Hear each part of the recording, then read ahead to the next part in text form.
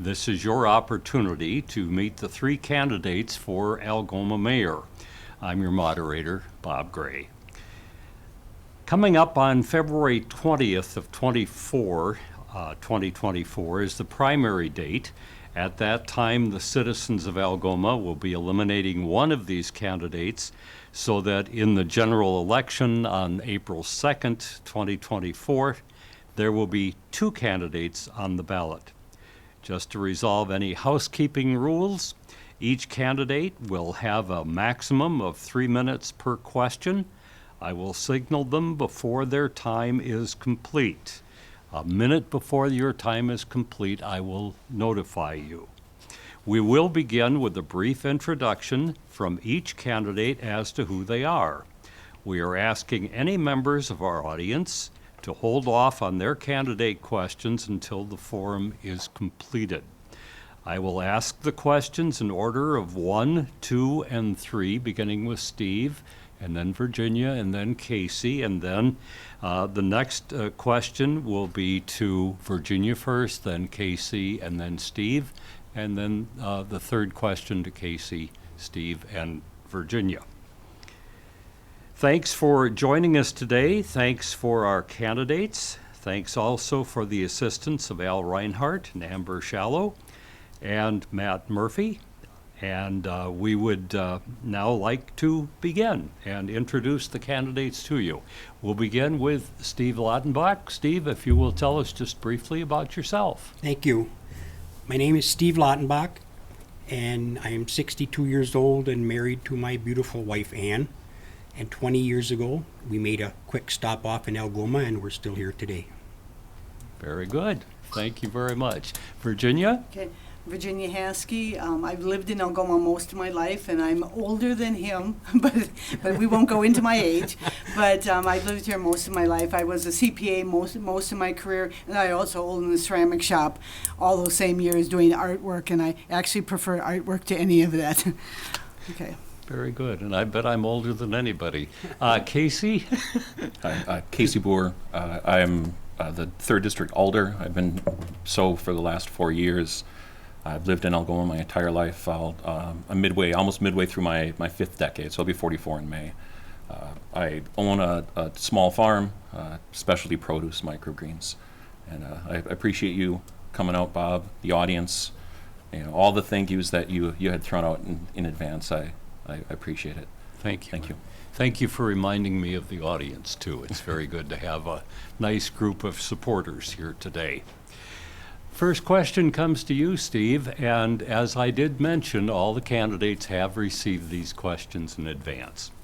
What are your top 3 priorities for the city of Algoma, Steve? I think the top 3 priorities for Algoma would have to be, number 1, our quality of life.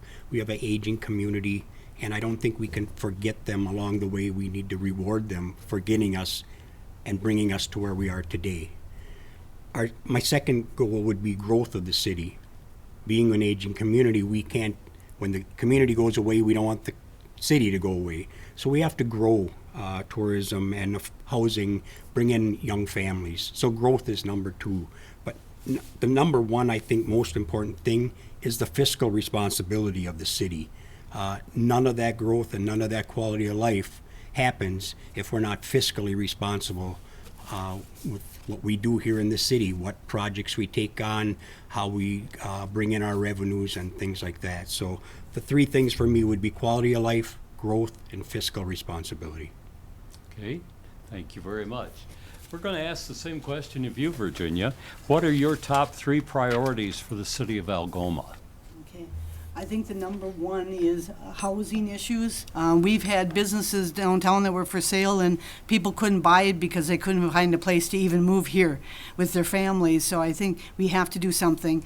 And the second thing is I'd like to try to clean up Algoma. There are a lot of buildings in Algoma that either need to be demolished or painted or something done to it, because when people drive through town and see some of these places, it doesn't put a good note on what Algoma's all about. And the last one is I think we need to start working at what we can do to bring family life back to Algoma. We are getting to be a very much of an aged population, and it's hurting the school population. And you know, when I look back at 60 years ago of all the things that were done at the park that got children involved with the parades and all that kind of stuff, and most of that stuff is gone now. And we've lost a lot of the young population. I mean, the school size is way less than when I graduated. So, I mean, we need to do something that encourages families to come back. Okay, thank you. And Casey, the same question. What are your top 3 priorities for the city of Algoma? Thank you. Disclosure here, I'm running for also alder and mayor at the same time. But the way I look at that, if I'm elected mayor, if I'm elected alder, if I'm just a citizen in the city, my approach to most of these things are going to remain the same. The way I see it, the 3 top priorities, and it's interesting because we were given the questions ahead of time, and there's probably 8 like perfect priorities that we could all agree that are essential. 2 of them are housing, and the second one is fire and rescue squad sustainability. Ginny touched on it. We'll touch on housing a little bit, so I won't go too in depth in it, but I think angling to have a community where people can actually live and grow up versus just a bedroom community or a tourist community exclusively. Fire and rescue squad sustainability. I don't want to be alarmist because I don't think that there's anything problematic currently, but I think that there are future state considerations that we're going to have to be looking at, and it would be imperative to do it or behoove us to do it sooner than later, but I'll touch on that more later. The third one is city staffing, and I think what happens, and I'll explain more detailed with this, but the staff, the people who are out in the streets plowing the roads, the people who are putting together these kinds of things that are taking the calls, they are what the city provides, right? The city is service based, and who provides the services? It's the staff, and on that I'll elaborate in an upcoming question too. Okay. Thank you, Very Bob. good. Thank you, all 3 of you. Next, we're going to ask the question of Virginia Haskey. Of your top 3 priorities, please elaborate on one and what you would like to do to accomplish it. Okay, my one is the housing issue. Clearly, the RDA is going to be a big plus to the housing to get people here, but we also need places where people can actually build a full-size house when they have a yard, and we have a lot of green space on the west side of town, and I think if we could come up with some kind of a plan to develop the land around Sunset Avenue, Navarino, in that area, I think we could maybe get some nice houses in with families moving into town. Okay. Thank you. And next, Casey, same question of your top 3 priorities. Please elaborate on one and what you would like to do to accomplish it. Okay, it's city staffing, and it's also not to say that we have any problem with it. It's just in the current employment market that we're under, it's very competitive. Working in government doesn't have the same kind of appeal that it used to have. You don't have extraordinarily better benefits, and the wages aren't better, and so it's difficult. We had a few years ago we had a park and rec manager we were trying to fill the position of, and the salary we were able to offer was not sufficient enough to garner really any serious attention. And so instead we had to move some parts around with people internally, and then we ended up having a hybrid administrator and public works director while we have a public works manager as he's transitioning. And we find ourselves more and more having to enter into kind of creative arrangements in order to accommodate the needs of the city. I mean, we're currently in the process of looking for a treasurer. So our 2 administrative staff are wearing multiple hats. They all always wear multiple hats, but now it's I have my administrative stuff, and I also have to worry about the treasurer stuff. I have my clerk stuff, and I have to worry about the treasurer stuff. I stated before, it's essential because the thing that the city does is service. We provide service. The streets that get plowed, service. That's public works people coming in and working 3 12-hour shifts over a weekend and then having to spend an entire week clearing it. it's hard to find good employees, and I don't think that we should understate the importance of appreciating them. That's not to say that you don't hold them accountable, because that goes without saying in my mind. But I think it's important that as a community we understand the value we have in our current staff, and the importance in understanding that they are compensated justly, or hopefully compensated justly, for the things they do for the city. Okay, thank you. And next, we'll ask the same question of Steve Lautenbach. Of your top 3 priorities, please elaborate on one and what you would like to do to accomplish it. I think the fiscal responsibility should be our number one issue, because it affects everything. It affects the housing, it affects our employees, it affects our growth, it affects our quality of life, it affects everything. We run on money. No matter what we do, we run on money. So we have to be responsible with that money. I don't necessarily agree that right now we're in a path that's sustainable. So we need to look at that path, look at that budget. We need to decide everything that we're doing right now is absolutely necessary, but the right thing has to happen at the right time. So that's the thing we have to look at. Something's wrong. Personally, my taxes have gone up 3 years in a row, and I haven't done anything. So to me, that tells me that something's wrong. So what is it? And I'm not here to say that I know what that is. I'm saying that something's wrong, and we need to touch on that and look at it. In 2016, Algoma was the 48th ranked city for high taxes out of 348 cities. Algoma is not a tourist town with high-priced restaurants, and so 48 out of 348 is pretty high for a small city. So we have to look at that. We also have a limited revenue base. We also have to factor that into that. So we have to have a plan. I think we have to explore our processes and see that we're doing what we need to do, when we need to do it, at the right time, and at the right intervals. Maybe we do it too many times or not enough times. I think we need to explore our revenue base and how that gets interjected into our funds. I also think that we need to put the right people in the right places so that when we do a project, we don't stumble and end up costing us more money to get that same project done. So whatever it takes to do the budget right, I think that should be our number one priority. Okay, thank you, Steve. Next question, we're going to direct this toward Casey. Business development is crucial to the continued growth of the city of Algoma. What do you plan to do to support small business and encourage new businesses to come to the city of Algoma? So I walk around town a lot, sometimes alone with a wagon, sometimes with Lucy and a wagon. So I'm out and about in town a lot, and I think one of the things that's important is to be present, and not only like be present. And present doesn't necessarily mean you have to patronize and buy something all the time, but patronize as possible. Pop in, talk, let know the needs. The city has limited mechanisms to be able to do certain things, but we can get out of the way for people who want to make progress in certain ways, right? Groups outside of the city often can be more effective in producing results than inside the city because we're constrained by certain budgetary limitations and all these things. But with our small businesses as they exist, I think I have rapport. I had a handful of small business owners downtown sign my nomination papers to run for this position.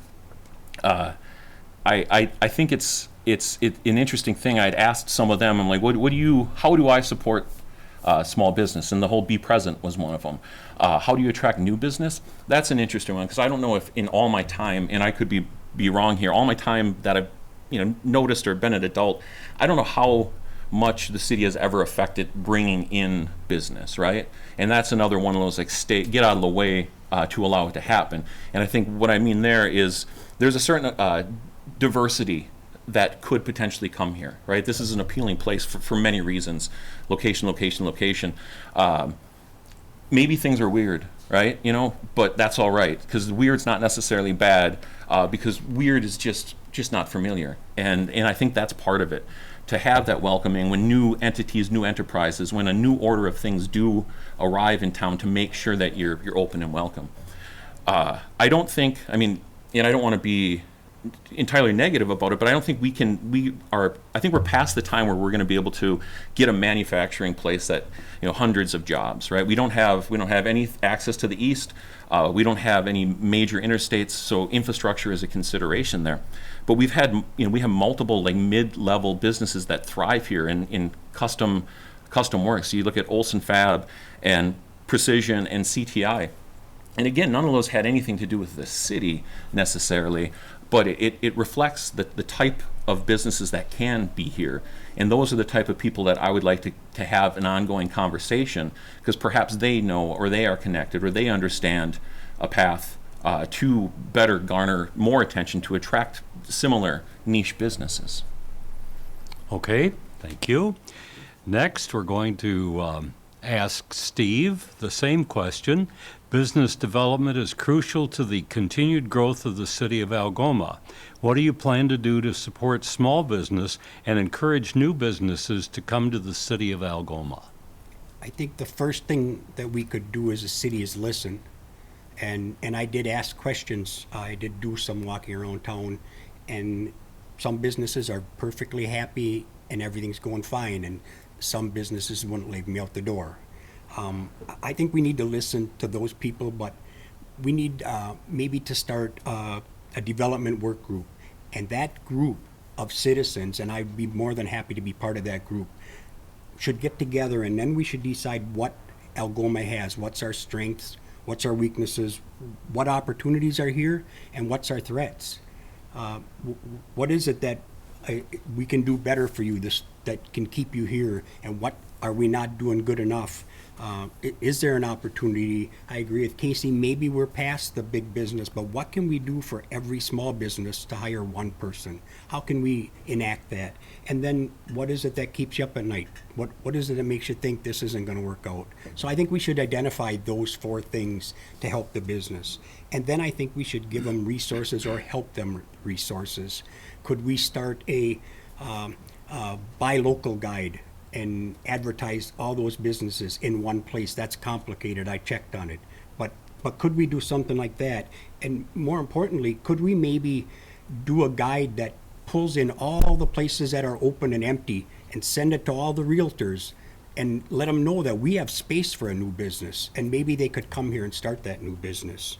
I think we could promote events here and bring in people. Maybe not tourism all year long, maybe just for that day. But maybe we have someone that's in charge of that does that event and brings in that business. I think that we could talk among the businesses and maybe start share programs. Deliveries could come together. Advertising could go out together. Maybe we could share some of that cost, and maybe the city could be a part of that, or connect people with the people that have funding and financing that small business doesn't know about, that maybe we have more access to. So again, most important, listen to what they need and offer the resources that we can as a city give to them. Thank you. Virginia Haskey, business development is crucial to the continued growth of the city of Algoma. What do you plan to do to support small business and encourage new businesses to come to the city of Algoma? Okay. A lot of the calls I've gotten in the past were, what is Algoma going to do to clean up downtown?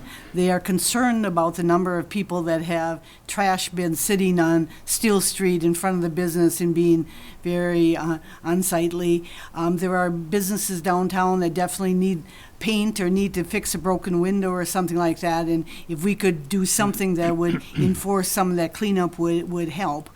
And as far as bringing businesses in, Algoma is already affiliated with 2 groups that do a lot of that. Bay Lake Regional Planning is a group out of Green Bay that the county's a member of, that will help us ask them what kind of business could be here, or that if somebody's asking, they would send them to the right direction. So I think we need to utilize Bay Lake Regional Planning for some funding and grants and get their advice on that. And also the Kewaunee County Economic Development that Algoma is part of, that we give money to them.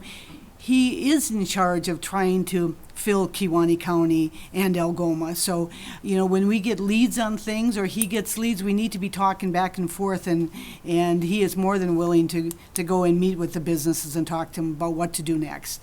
So I think we need to utilize some of those outside people to do some of this stuff. Okay, thank you very much.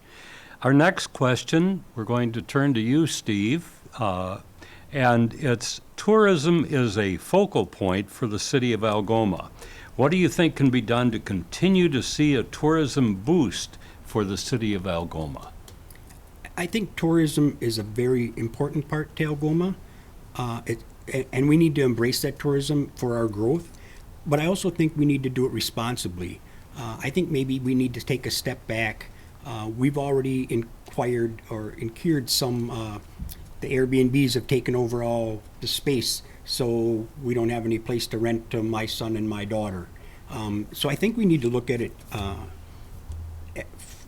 from a point of view of not so fast, not to ruin it. That being said, we get to wake up every morning to this place and we get to take it for granted. So Algoma promotes itself. We just need to get that out there. We have the fishing, we have the lakes, we have the open spaces, we have the quaint little shops downtown, and so we need to advertise that and get that out there. And again, the events, the daily events, tourism 500 miles away and tourism 5 miles away, they're both important to us. Let's have an event and bring in the communities from around us and bring them into Algoma every day. And again, maybe there's a person that we can put in place that would be in charge of that, and that would be the focus of that person to make sure that we have events and have that getting out there. Again, there are resources out there that we're already utilizing, but getting our name out there, like I said, we wake up every day, we take it for granted, but when people see it for the first time that they live in a city, Algoma is a good place to go, just like Door County. So I think we need to explore all of our forms of tourism, close tourism, faraway tourism, and we need to do it responsibly and make sure that we're ahead of that curveball so that one tourism doesn't create another problem and then wreck the tourism. Thank you, Steve. Next, Virginia, tourism is a focal point for the city of Algoma. What do you think can be done to continue to see a tourism boost for the city of Algoma? Okay, well, I think the Viking Cruise was an example of one of the things we're going to do to bring people here, because they brought hundreds of people, and as they walked around town, they did tours and went into our shops, and I got calls from the headquarters that said never in their lifetime have they ever gotten a cruise for the first time where every note was positive. Nobody had anything negative to say about Friendly Algoma and what we had to offer, and I think we need to continue that type of feeling with the Viking Cruise and those people coming in. Another thing that we're looking at is there's a nonprofit group that would like to open a farm market or a craft market on Legion on Saturdays. So if that goes forward, that too will bring a lot of people downtown on Saturdays. And another thing is it's still part of the Viking Cruise, but the Legion wants to replace their north wall, and I'm in conversations with them now to do a patriotic mural on it and have the mural start painting the first day that the Viking Cruise comes in. So these people from all over the world will paint it, and then when we put our mural up there, they're saying, yes, I was in Algoma. And I think we get the best advertising on earth because people will talk about what they did here in Algoma. And then the last one I want to say is, years ago I was working on trying to make Algoma the marine sanctuary, and Kewaunee County only has part of marine sanctuary, that it ends right about the nuclear plant. And I think we still need to look forward to trying to make all of Kewaunee County the marine sanctuary. And now that we have one more sunken ship that's coming to light now, I think it's time for us to go back and ask again, let's be a marine sanctuary city. Okay, thank you. Casey, same question. Tourism is a focal point for the city of Algoma. What do you think can be done to continue to see a tourism boost for the city of Algoma? This really interests me. It's kind of in my wheelhouse. I requested to be on the Tourism and Promotion Commission because I'm curious. And fishing, right? Algoma's a fishing town. Everybody knows Algoma's a fishing town, and that's great. Like what they've done down there, the way that they've built that fleet, it's impressive. It's one of the largest private fleets, right? It's an impressive harbor with a lot of money that comes into it, and I think that that is a cornerstone of our tourism, and I think it will remain that. I don't see why it wouldn't, because Algoma is a fishing town. However, there was in the paper some weeks ago, Kevin Nazi had written an article indicating wildlife watchers spent $250.2 billion and notched nearly 13 billion days pursuing their activities. Anglers spent about 99.4 billion and 785 million days. So we're looking at like 2.5 times the revenue from outdoor enthusiasts besides anglers. So there's a lot of opportunity. Hiking, biking, swimming, birding, kiting. These are all things that we in our location we have swimming. We have inland lakes. We have ice fishing, which is also fishing, I guess. There's a natural beauty, and I hesitate to use the word exploit, but to utilize that it should almost sell itself, right? There's a lot of untapped potential. Right now, we're seeing ourselves as a jumping off point, and why not? We're 45 minutes from Lambeau, we're 45 minutes from Two Rivers, we're 45 minutes to Fish Creek. It's nice to be able to come down here, stay in the tranquility, and then pop off into wherever you want to go. And I don't mind that. I think that's good. But how do you retain them? And now that's a question going forward. And I think you find pillars, all these various little pillars, like I had said, birding, hiking, yada yada, that you can find small groups of individuals that are into little sections of things, and the totality of them coming together makes for a triumphant whole. Right now, out of the CDC Community Development Committee, there's work towards an Ice Age Trail City designation that a good group of citizens are working on. And if we got that, we would then become part of the national park system, right? We'd be a connecting point and a city on the Ice Age Trail. We'd be on par with the Appalachian Trail. It's stuff like that where it's a group of people that have a passion and have a knowledge, and they come to us, they ask us, hey, is this all right if we pursue it? And again, we stay out of the way. Obviously there's certain things that the city needs to utilize, needs to be included in, but a lot of things citizens can do and pick up on their own. I think the ultimate key, the underlying key, is selling Algoma itself. Natural beauty, tranquility, those things should be sufficient, right? I mean, those things should be enough to get people in. We talk about like what to do in winter. There's no events in winter. It's like, how about coming to Algoma? We're driving down Lake Street the other Sunday, and you look at the lake from one angle, and it's pink and it's backlit and it's gorgeous, and then you come around and it has kind of a more solemn gray to it. Like normally you get one view of the lake every day. That day we got two separate ones, and like it seems, Steve alluded to it, right? We get to wake up and see that every morning, and I don't take it for granted for a second, because every day is a little different and every day is wonderful. One more thing, and I think that the cruise ships is a good indication, because the chamber, during those things, they would pinpoint, like, this business is doing a 10% off deal, this business is having music. Sometimes just promoting the normal things that these businesses do, but doing them in conjunction with one another, can provide a lift, can be that boost. Come to October. Bye, Lucy. Love you, buddy. Come to Algoma in October, just to be here in October. I mean, it's as beautiful a place on earth. And I think there's money, and there's ways that we can target these other things that will complement wonderfully our already robust fishing industry. Okay, thank you, Casey. Thank you. Next, excuse me. I'm getting all choked up over this. Next, Virginia, we're going to ask you this question first. How will you support the needs for the local fire department and first responders of the city of Algoma? Okay. Well, I think we have to do research on the grants that are out there, because grants come up all the time. And again, this is like Bay Lake Regional Planning is one that if we tell them, watch for grants, they will call us and let us know what's out there. But I go to that site regularly. But I think if we could find funding that is pay part of it and not expect the taxpayers to pay the thing, we would get the firehouse to go through quicker. The other thing is, I do believe if we try to do some kind of a fund drive that we would do well on funding it that way too, because when I look at like Violence Intervention Project, when they bought their building, they put out a thermometer saying we need to raise this much money to pay for the building. We had one person come forward and pay almost the entire bill instantly. Now, we can't have somebody probably pay the whole fire station, but every dollar helps. So I think if we put it out there and start asking people for money, I think people will come forward. Algoma's been really, really good on that. The chamber building was funded pretty much on donations. The food pantry was funded on donations. VIP was. So why shouldn't we do the fire station and ask people to help us?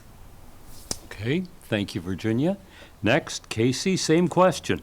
How will you support the needs for the local fire department and first responders of the city of Algoma?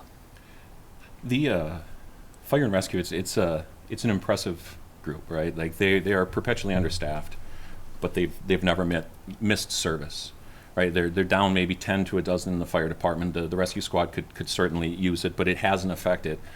You call that number, you call 911, they're showing up without fail. We have had coverage, so that's good. Facility needs obviously are a consideration. I think Ginny's right on grants, potentially. I mean, hindsight says we should have passed it the first time around, and I fully supported that. But I understand the nature of how this stuff goes, and we have to look forward. I don't think the numbers, as far as the fire department goes, is going to be necessarily negatively impactful in the near future, particularly because we have a great system of mutual aid. Things you learn, if you ask the questions, talking to Chief Ackerman, he's like, they got numbers where if it's, a certain level of fire, they can call out and get, 4 tenders and, a ladder truck and stuff like that. It's a very efficient thing, and it kind of relays out. So, what they do, the dedication, training, preparedness, sacrifice, I mean, obviously can't go without note. The rescue squad, particularly, they've had 2 consecutive years of record numbers of calls.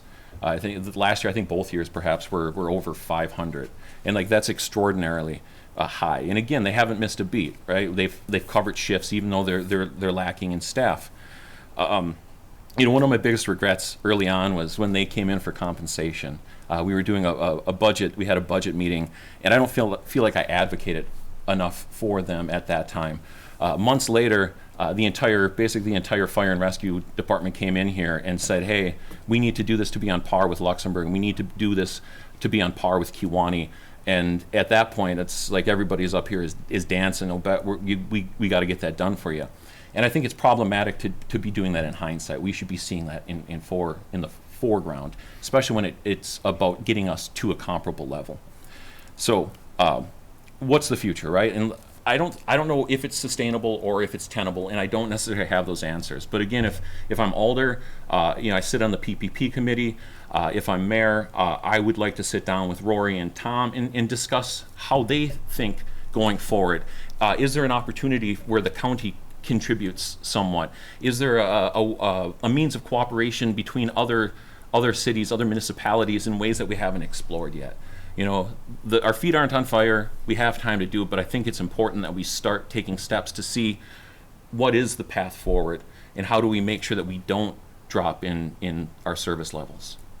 Okay, thank you. And finally, we're going to ask you, Steve, same question. How will you support the needs for the local fire department and first responders of the city of Algoma? I think the first thing that we have to do is identify the need. And I don't just mean what the fire chief or what Rory wants. I think the people, of conversations that I had since the fire station, there's nobody in Algoma that doesn't think we have a need. The argument is, what is the need? So I think we have to start there. If we want to get anything accomplished, we have to find out what the people's need is. And I implore everyone that would watch this video to go to that fire station and take the tour. There is a need. 100% there is a need, but what is the need? That's what we have to identify. And then we have to identify how much of that need is this community willing to uphold. I think that's where we have to start. To support the fire station, and they have a need, We have to decide what that need is and where are we going to put it and what are we going to do. I wasn't a fan of the building on the end of the $1 million road and when you lay the last brick, we're landlocked so we can't expand. A lot of people had that same theory. I don't think that anybody is going to argue that we have a need. I think we have to identify it and then move forward, and how much of that need will this community support. Thank you, Steve. Our next series of questions is the following, and we're going to ask this of you, Casey. First of all, affordable housing is a concern for the city and a project they have been working on with the Community Block Development Grant, which is the CDBG. How do you plan to continue that vision to bring affordable housing developments to the city? There was a survey done within the last 10 years, I think through the county, that pinpointed that we're hundreds, if not thousands, of houses short here. Short-term rentals were brought up. I think they're a challenge, but I think that given the market and our location, that stuff was going to get eaten up anyways. And how do you prevent building more houses that just get eaten up by second homeowners and whatnot? So it's a challenging array, right? Grants, right? What's the impediment? Expense. How do you attract developers? These are all questions that need to be pursued. Will a developer come and develop $200,000 homes in Algoma that we need when they can develop $300,000 homes in Luxembourg? I don't know, but that's where we need money, support from both the state level. What's the county's role? Casey EDC was brought up. Bay Lake planning, we have plenty of room. We have spaces to grow here. We have lots to have here. We have places to have homes, and it's going to be imperative because while tourism is important and tourism is a driving force here, I grew up here. I enjoyed it here. I'll probably remain here indefinitely by choice, but also by socioeconomical obligation. I'll probably be here regardless. And I want it to be a charming and enjoyable place for my child to grow up and to be able to still have a sustainable school. Again, what's the state role? What's the federal government's role? Choices we make when we're selecting those people. Like we talk about, how does national politics affect local politics? Well, it's finding people who are going to invest in infrastructure. And part of it is having the conversation with state officials and national officials. An example of how persistence can help, when our breakwater had gotten blown out after the high water, then Mayor Schmidt was instrumental in reaching out to Mike Gallagher's office again and again, and he got the patch, and then we got the action moving. And sometimes all it takes is persistence. It's a long game, though. You have to be putting the path down now, pursuing grants. And I look forward to working with the administrative staff to see what we can do, what we can bring to the council potentially to include or to raise more housing. And you look at the project on 5th Street, that commenced in June of 2020, right? And we're probably looking at a completion sometime in 2025. That's a 5-year planning. So it's like the underpinnings of what we're going to be doing in the next half decade and decade have to be established, but that has to be through more pressure on elected officials above us and more pursuit of grant opportunities. Okay, thank you. And next we're going to ask this of you, Steve. Same question. Affordable housing is a concern for the city and a project that they've been working on with the Community Block Development Grant, CDBG. How do you plan to continue that vision to bring affordable housing developments to the city? I think first we need to be better prepared as a city. We do have one going on right now, and we stumbled a couple of times. So I think we have to be better prepared. We have to go find the information beforehand and be proactive instead of reactive. Right now the league has 2 seminars going, and they link communities with the developers for these developers that have done it many, many times. I don't know what happened, and it's not a blame game. I'm just saying that we have struggled and we need to prepare better for that. But beyond that, one house at a time is development. And we create a tax break for this apartment building. Why don't we have a tax break for that homeowner? And I've found out that there's some programs out there. There's a phenomenal program out there where you don't pay anything for your house until you sell it. I suspect that's a hard program to get into and a lot of paperwork, and I probably wouldn't do it myself, but somebody might. But there are programs like that out there for the single family, the guy that wants to have a dog running in his backyard. I think we should go after that kind of housing as well. We need to come up with land, and like Casey said, we have land around here. But maybe for some reason we can't use that land. Let's have that talk. Let's communicate with that person and set that up and see what we can do to first have a spot for all those houses and then develop that whole area with houses. Let's look to our younger generation, the next generation in Algoma that wants to build a house, not the person that just wants to live in the apartment building. So they're both very important, and I would support both of them.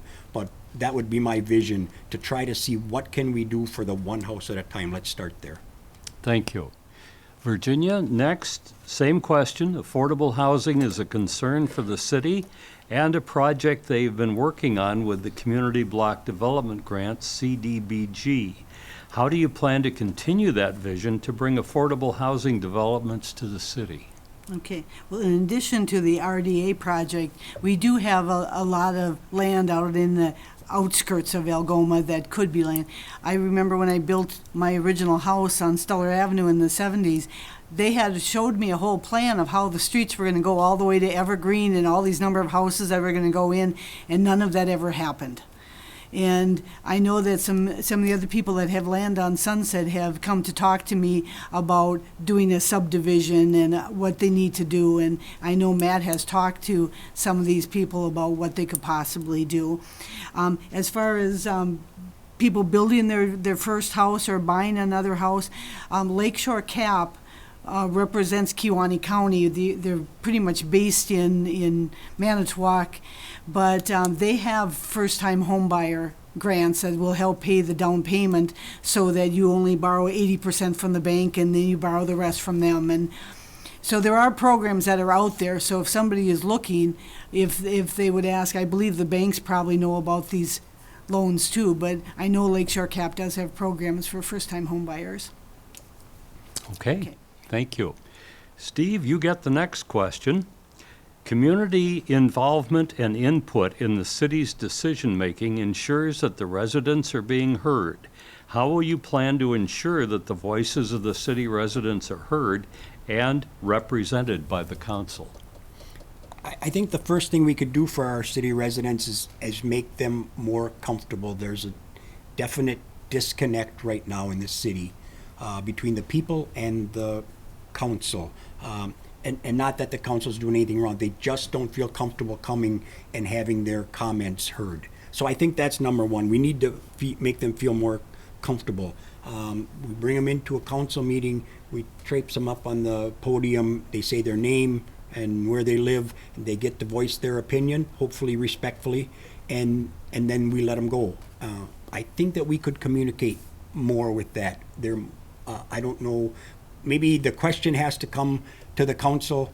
When they ask that question, it goes on the agenda for next week, and maybe their alderman should answer that question to them and give them an answer, because if they ask that question, giving them the answer leaves everyone that heard the question, they don't know what the answer was.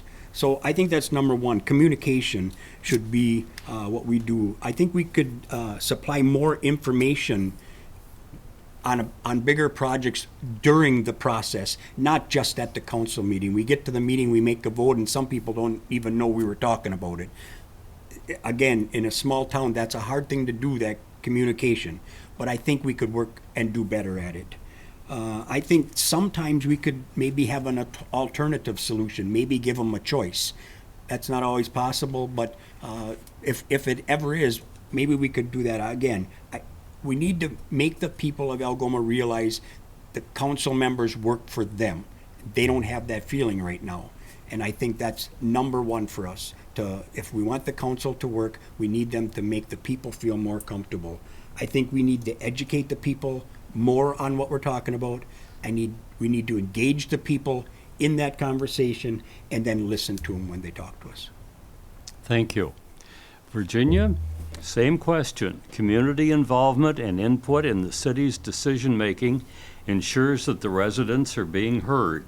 How will you plan to ensure that the voices of the city residents city residents are heard and represented by the council. Okay. Well, I encourage the people to call me if they have any questions, whether they call my home phone or the city, I will definitely get back to them, or email me at either location and I will answer their emails. And I'm also willing to set up times to actually meet with people at City Hall if they have bigger issues, and I might have to ask Matt or Aaron some of these answers. I don't have a problem with telling them to come over here, and then I can go ask the right question to somebody else to get the real answer for them. So, Okay. yeah. All right, thank you. I don't want to stop anybody if you're if you're continuing. Casey, same question for you. Community involvement and input in the city's decision-making ensures that the residents are being heard. How will you plan to ensure that the voices of the city residents are heard and represented by the council? One of the early things I had pursued when I had come into the position that I was in, or am in, was the filming of finance and personnel. A lot of the sausage is made in that meeting. A lot of the particular details. So when you get to the common council meeting, it feels like, what's, resolution this. It's like, yay, resolution this, yay. Where, like Steve was alluding to, there's a lot of foundational background information there. So access to information, I think, has increased, and I think that's important. Presence online, personally, I spent a lot of time pushing back, trying to counter misinformation, trying to have a conversation, trying to be, give the benefit of the doubt that people are with their best intentions, asking the questions they don't know. It's all right to have gaps of knowledge and whatnot, and I'm happy to fill that in, because good information isn't hard to find. I think it's an interesting thing to consider that people feel uncomfortable, and I don't know where that disconnect is, because I see a lot of solutions that come up, a lot of solutions after the fact. Right, and I would like to see those before the fact. I'd like to see that the bounty of knowledge and information available. I'd like to know if people are uncomfortable. Why is it that they're uncomfortable? What exactly is their discomfort? Because I would like to eliminate the impediment between it. I want nothing more. This is a great turnout today, right? And that it helps to show up. It helps to pay attention. I think that part of what it is obviously communication, but it's being available, it's being present, it's not making assumptions about the intentions of what they need, and having a discussion with alders, right? If it's not incumbent on the mayor necessarily to say go and do this, but I think that if you were sitting in a position of being an alder in this city, it would be good to have the opportunity for people to come and talk to you, to hold you accountable, to make sure that you are not necessarily doing the bidding, at least having a conversation. Because my opinion might not be correct, but I'm going to run with that unless I'm informed. But I'm always available. I'm open to have a conversation with anybody, and I think that keeping on the path that I've already kind of set on is what I plan on. Just open dialogue, open communication, and like I said, not assume the worst, think the best, and hopefully let people know and learn about local government in the way that I've been able to learn about it in the last 4 years. Thank you, Casey. Thank you. We're going to move on to the next question, and this we're going to begin with you, Virginia. The question is, how will you involve the citizens in the conversations about city business, like road projects, public safety, and budget? Okay. Well, several times at the city meetings, we will come through and say that this is what we're going to be talking about. Like under mayor comment, I'll say I'm looking for somebody to sit on this committee or whatever, and that involves people talking about it and they get back to us. I do ask them to call me if they have any questions or email me. But one thing I'd like to see, and we haven't really dealt with at the city, and I haven't actually brought it up to anybody, but I would like public comment at our meetings to be even things that are on the agenda, because sometimes people have something to say that we don't know about, and it's good to say. And as long as, you know, they're tactful in how they're saying things and don't create an argument or anything, I think it's good to have public comment about any of the issues, not just come under public comment and talk about something you want to talk about in the future. I think we need to talk about things we're going to vote on today that might be different. Okay, thank you. Casey, you are next. How will you involve the citizens in the conversations about city business like road projects, public safety, and budget? There's parallels to the last question. I think there's some similarities. All those things, like they're posted. There are requirements for open meetings. There's requirements for budgetary processes. It's posted here at City Hall. It's posted in the Green Bay Press Gazette. It's posted online. Packets of information are available. Thorough packets of information are available. Good information is easy, and I think it's incumbent on the public to come and participate. I mean, I'll do and engage as much as I can. I'll share events, and I do share events, and I share meetings, and I show, you know, not just meeting agendas, but, you know, meeting videos. I try to link online. I talk. People, you know, approach me about CDGB, you know, the Fifth Street project. That engagement is there.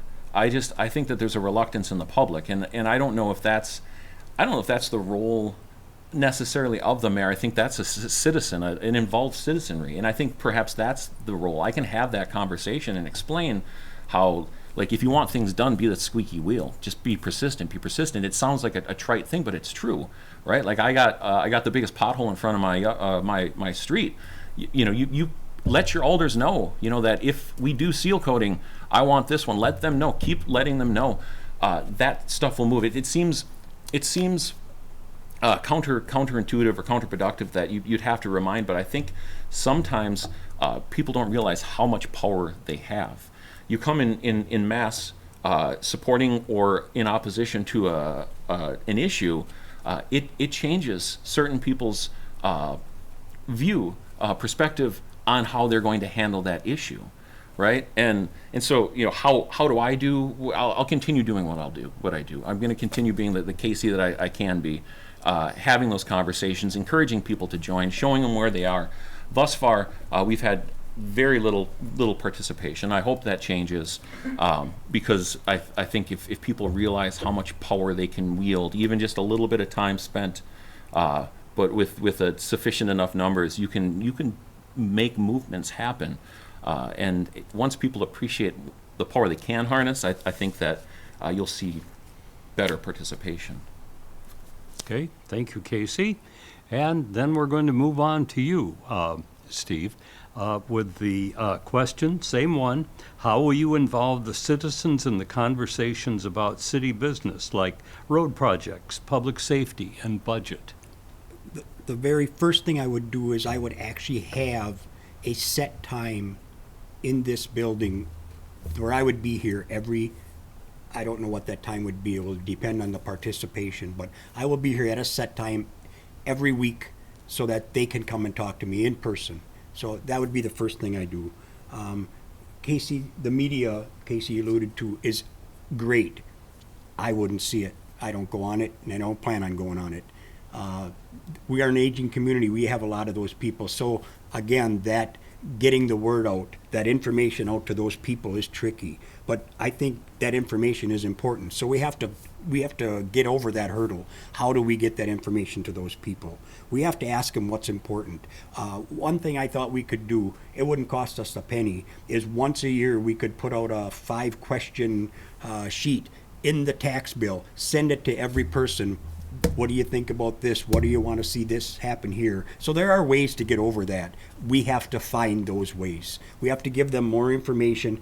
Again, we have to educate them, we have to engage them, and we have to listen to them when they talk so that they come back and talk again. I think that we could put more citizens on committees. That, I'm sure that the mayor will tell you, is a hard process. Some people don't necessarily want to come out of their house once a month and have that meeting, but we should strive for that. get their opinion, get more people out there that are telling us what they want and what they want us to do. Okay, thank you. And we're going to turn to you, Casey, as the first person to answer this question. What is your plan for conserving and protecting the city's natural green spaces? I personally, I love parks. You know, you talk about quality of life. People look for parks, look at parks when they're considering whether or not they're going to move here, especially families. And it's not just playground parks. It's green space. It's natural spaces. I personally have a preference for as many green spaces, particularly water-adjacent green spaces, have an equality of access. Everybody should be able to enjoy that. Fortunate for us, we have a 7-acre park that is nothing but waterfront. So doing that is a pretty easy step. I think long-term, I have lots of wishful thinking thoughts that I want. Long-term, not tenable. I'd like to see a dark skies distinction here. I'd like to see some shoreline rehabilitation along the Riverwalk. These things are years down the road, but it's stuff that churns in my head. In the short term, our parks are in a pretty good shape. We just approved a plan for Olson Park, and that will be contingent on funding and finding out how much that costs and getting money in. And there's a lot of things, but conceptually, what they're going to do is open it up to make it more a recreational, if it all pans out, make it more recreational, more accessible, to be able to access it, to enjoy some of those natural beauties, the water, the birds. You know, it's amazing. You walk over the bridge in this city and you see like buffleheads and golden eyes and mergansers and mallards, and in the summer it's pelicans, right? Those are things that are accessible. Those are things that come here regardless, and it's nice to make a place that's habitable and comfortable for them also. Some short-term practical things. And I don't think it's pressing, but I think things that we can start moving towards that I'd like to see. Bat houses, especially in like Newman Park. Replacing grass in patches with native perennials. The benefit, it attracts birds, bees, insects, pollinators. These things are important. It brings a biodiversity that's important. It also cuts down on the amount of time that our city workers are mowing lawns, right? And I'm not talking like acres at a time, but I'm talking starting just making inroads towards having more natural spaces. Like I said, Newman Park, Little Park, Peterson Park, the beach, what the Friends of Crescent Beach have been doing to make native plantings. That's incredible. Another example of citizens coming together, that same group, they procured the grant funding that got us the beach cleaner. And now the city runs it, but without that $50,000 grant, we would have never been able to achieve it, you know? And that stuff is important because that draws hundreds, if not thousands of people to the city. Additionally, the last few years we've gotten urban forestry grants, right? We're trying to get away from using the tree lawns as a place for trees because it wreaks havoc on infrastructure. But with this urban forestry grant, people can reach out, and there's a list of trees, and you can request a tree and get a tree planted in your yard. And with that, our city workers have planted dozens of trees down in Peterson Park, places where they should be, you know, yards, spaces. I'd like to see a more naturalization where you can escape to a place that's in the middle of what was a swamp that, you know, hardly anybody uses, but perhaps in a few years you can transform it into a quaint, tranquil walking path. So anything we can do to have less input by our workers and just more natural things take care of themselves, I think are a good foundation. But again, it's low on the priorities, but it's the kind of thing I want to start having conversations about and see what kind of movements we can make towards that. Thank you, Casey, for leading us off on that.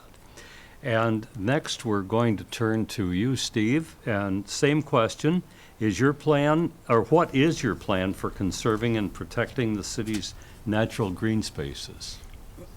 What I would like to see happen to Parks and Rec is to rebuild Parks and Rec, because I think that it has become a blurry department. I would like to put someone back in charge of it and have people that are in charge of Parks and Rec that concentrate on our parks and do all the things at the beach, at the parks. We have parks that we cut trees down 4 years ago and we haven't planted any grass there yet. I'm not blaming anything. Our parks are in great shape and the people in the city do a great job at the parks. But a person in charge of Parks and Rec only concentrating on Parks and Rec would do a better job for us, in my opinion.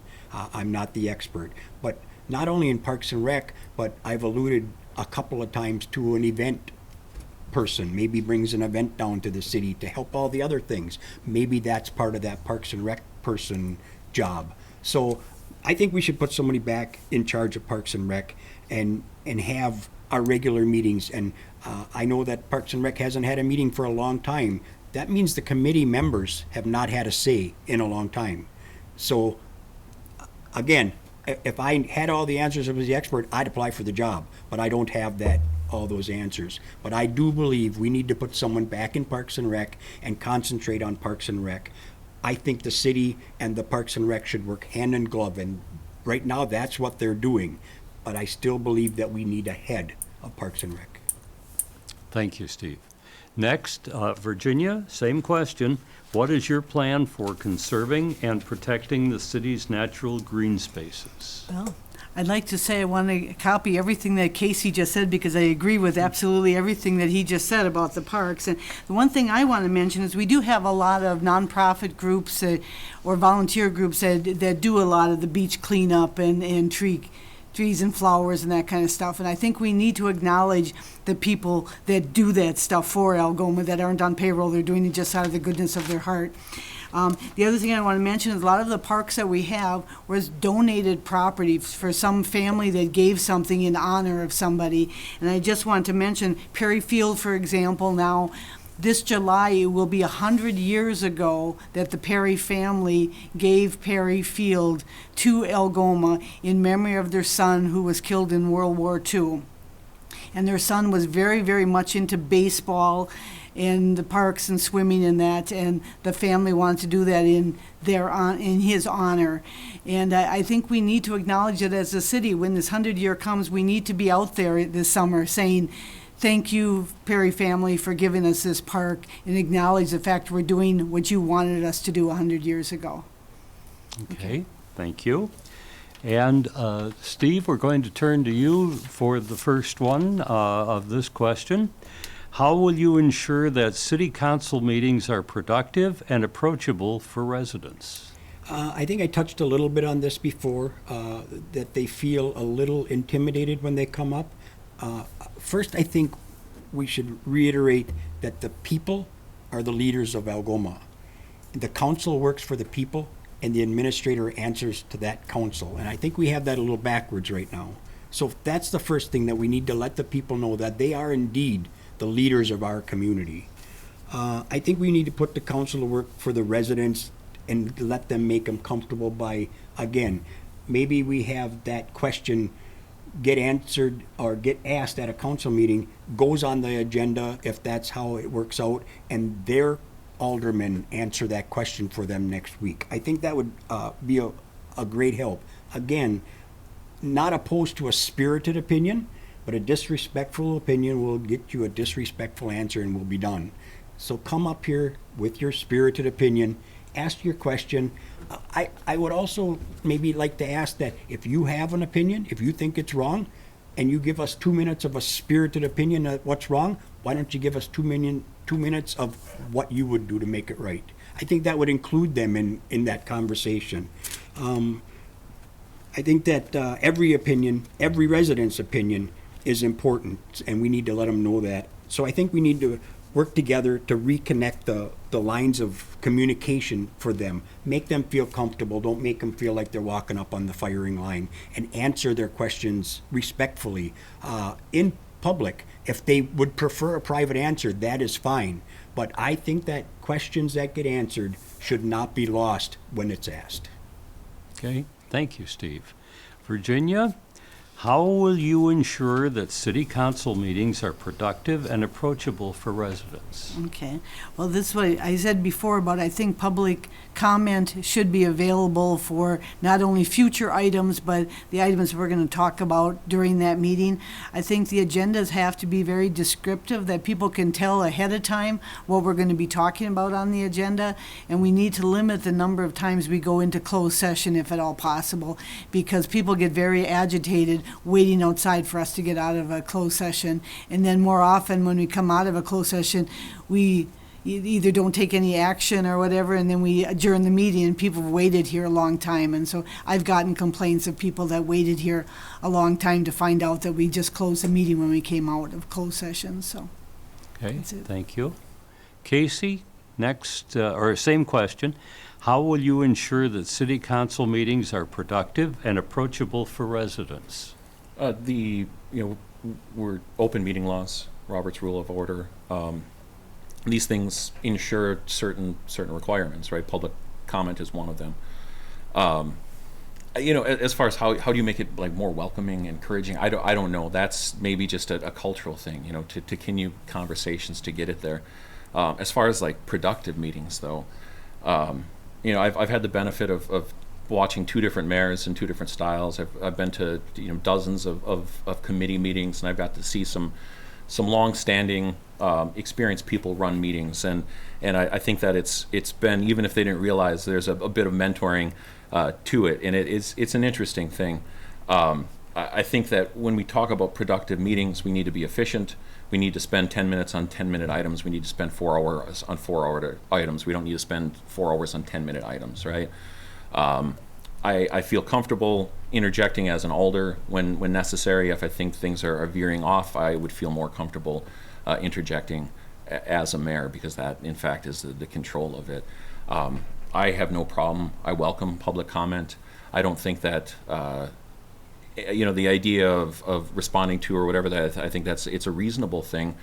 Some of the things are answered, though, and some of the questions aren't necessarily even the basis for the foundation for the question. Might not be appropriate or might be misconstrued. And so sometimes I think that just because a public comment is said doesn't necessarily mean that the efficacy of it is there. And not to say that people shouldn't come and ask questions, or that there are wrong questions necessarily, but sometimes the need to belabor it or to bring it into a following meeting isn't necessary. More to the point that the mayor was making here. Oftentimes, and this comes to common council, this goes back to the sausage factory that is finance and personnel, right? All the gritty details are there, and then we come to the council meeting, it's like agenda item, click, click, click, click, we're out on our way. I mean, as simple as maybe offering an introduction, right? This is referendum this, or this is resolution this, right? It involves X, Y, Z. If a vote yes goes this way, a vote no means this. Those are things we can do. I mean, obviously talking in vagaries, but to help guide for the people that maybe didn't watch the finance and personnel meetings, who maybe didn't have a preset knowledge of the proceedings, right? So there are small measures, and I think it's really how you navigate, how you control that meeting. And I don't know. I've been chairs of both the cable committee and the CDC meeting. I think I run a pretty decent meeting. Again. Efficiency. I've said it a million times. I don't want to be here a minute longer than needs to be, but I'll be here as long as it takes to get the job done. Okay, thank you. Virginia, new question. What is your long-term vision for the city's infrastructure development? Okay, well, obviously, we need to do something with the fire station. We can't let that go forever. We also need to look at some point, painting our red lighthouse to be red again. It's been pink for too long now, I think. And we need to do something with the piers. But there's also all little infrastructure things. I mean, obviously, we need to deal with potholes in the streets, or curb and gutter that is in disrepair. And I understand there's some functions on this building that are going to be in need of repair. We need to stay on top of things that need to be fixed and figure a plan to fix it. We just can't say put a Band-Aid on it and go on and hope that that'll fix it. We actually need to go forward and fix a lot of this stuff. Thank you. Casey, what is your long-term vision for the city's infrastructure development? When we think of roads, right? Roads are such a contentious thing.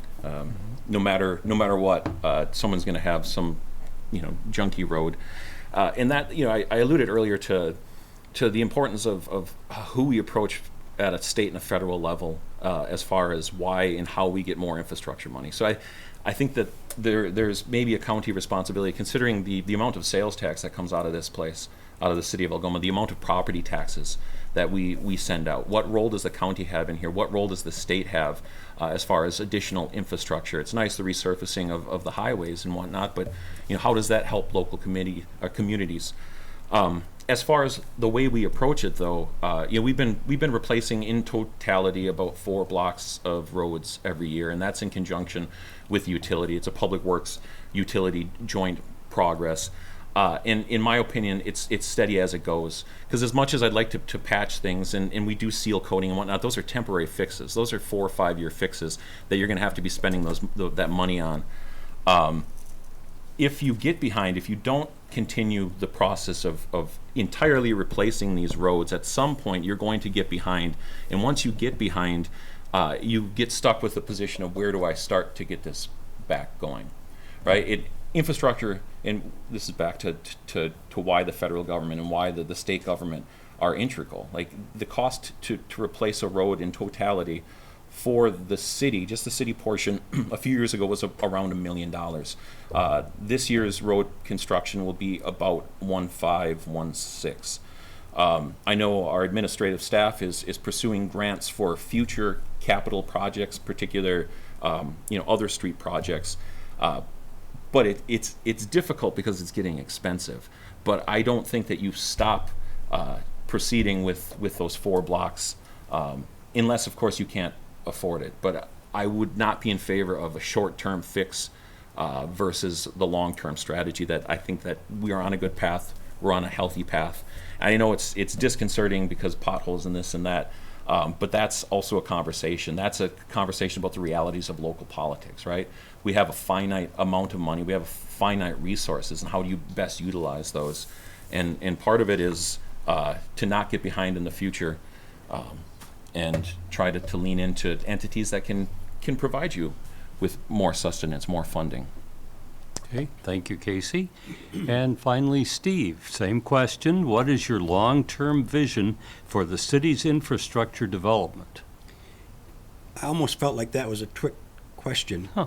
Because my vision would be the best streets, new sidewalks, the infrastructure, all the power distribution's brand new, it never fails, all our pipes are brand new. That would be the vision of a mayor. That would be the right vision. It's not going to happen in my life. So I think my vision is that we have to do the right thing at the right time. I alluded to before, I don't know that we can sustain the path we're on now. I probably don't have the same thought process as Casey about the potholes. We are behind. Our pipes are 100 years old, but we're not the only city that's in that position. The great catastrophe that could happen if we don't fix them next year goes down by 0.5% if we fix 4 blocks for $1.5 million. So was that the right step to take at this time? I'm not saying that it wasn't. I think it's a conversation that we have to have. Everybody's used to paying. If you go out, if you have an old car and you buy a new car and you have a payment for that car, you don't want to make that payment on that car, but it's a necessary payment. It makes you comfortable, makes you happy. I think that's where we have to kind of get to in the city. What are we willing to pay? What are we willing to be happy with?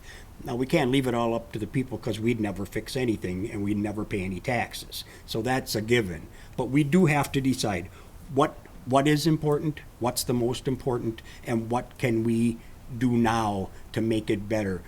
Even sometimes just the optics, because that makes the whole city run better. Everybody's kicked it down the road, and we're behind the 8 ball. Like I said, our pipes, some of those pipes are 100 years old. It doesn't mean they're not going to break tomorrow, but it's not a good thought.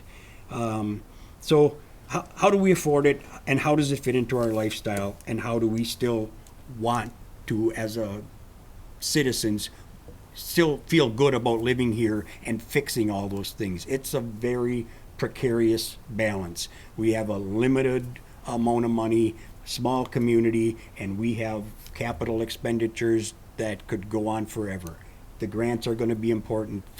We have to put people in place, find all of that money, look at it every year, I think, and then pick the ones that we can attach.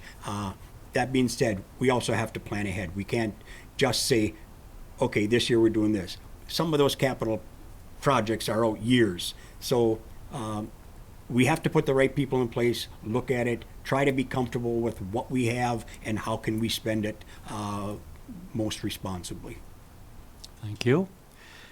Casey, this is the final question, so I'm going to ask you, finally, what makes you the best candidate for this position?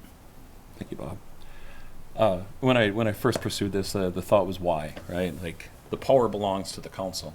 Mayor doesn't have a vote.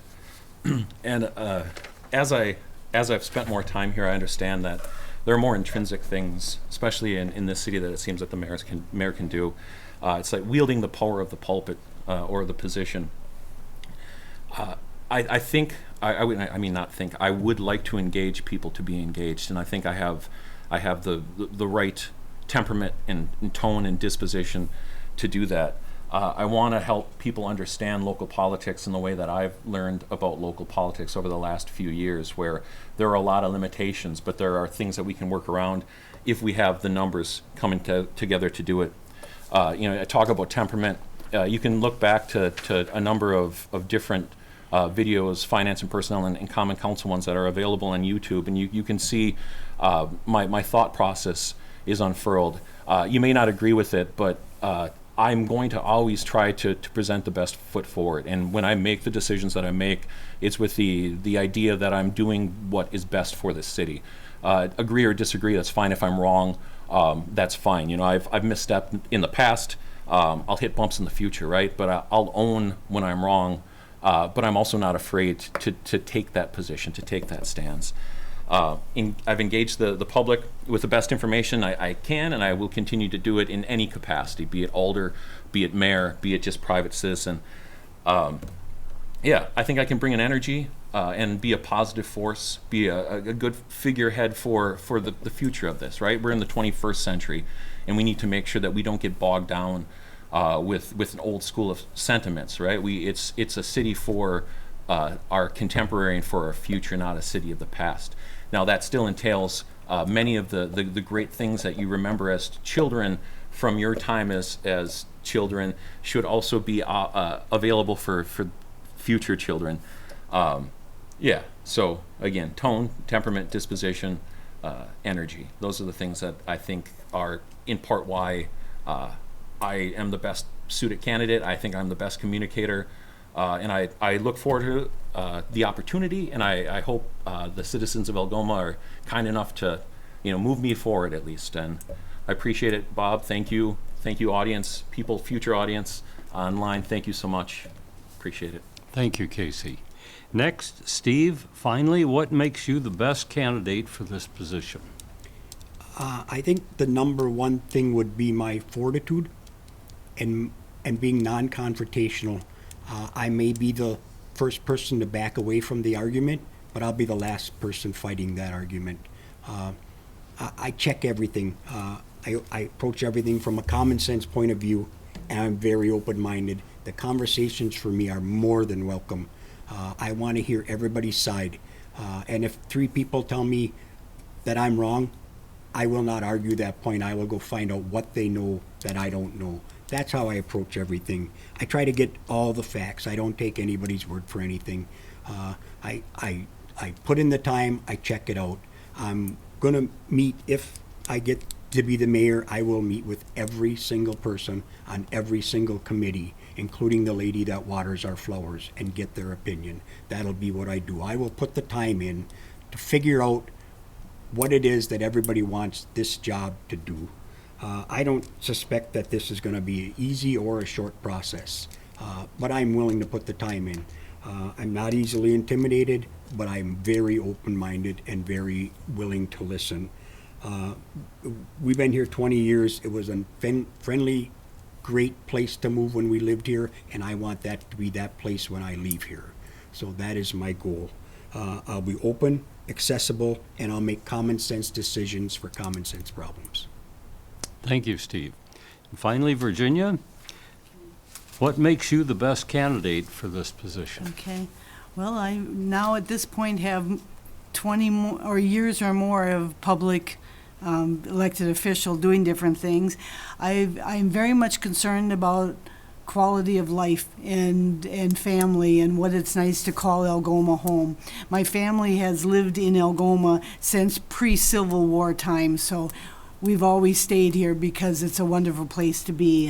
And since I retired from working full-time, I've gotten very, very active on other groups too, like Lakeshore CAP that takes care of food pantries and housing and that. I'm vice president of that group. The Violence Intervention Project that deals with quality of life within families, I've been president of that for many, many years now. For a while, I was on the state Main Street board that I was appointed by the governor to be on that, and I have since gotten off that when we stopped our Main Street program. I was appointed by the governor to be on Bay Lake Regional Planning, which I did for several years. So I've got a lot of experience on things that could help Algoma, and I've got a lot of people that I know in different places that I think that when issues come up, I know who to get on the phone and call and ask, and I'm certainly willing to listen to people. And I have definitely a set that Algoma needs to do local whenever possible. I have that feeling that if we need to do contractor work, let's see who here could do that work first before we start looking outside. When we go to get employees, can we take an employee that's here now and teach him to do a better job or upper job and promote them instead of always hiring from the outside? I think we need to make people in Algoma feel that they can be here for a long time in Algoma. Even if they're an employee, we'll just keep working with them as much as we can. Okay, thank you. I'd like to thank all of you, all three of you, Steve Lautenbach, Virginia Haskey, and Casey Boer, for being here today and for being present for this discussion. This is the first time I've done one of these, and we didn't have any fights or anyone talking over anyone. From all the political candidates I've seen over many, many, many, many years, this has probably been the most pleasant group that I've viewed. So we'd like to thank you for that. Also, I'd like to thank the other individuals who were involved in putting this together, Al Reinhardt and Amber Shallow and Matt Murphy. And also, I'd like to thank the audience for being here, both of those who are watching on television, as well as those individuals who did come here to be present for this discussion or debate forum. A reminder again that the primary election will be taking place on February 20th, 2024. And at that point, we will be eliminating one of these individuals, and you will then have the opportunity to vote for the other two during the general election, which will be taking place on April 2nd of 2024. That's all I have, and I would like to have our audience and you applaud yourselves for doing such a fine job. Thank you again.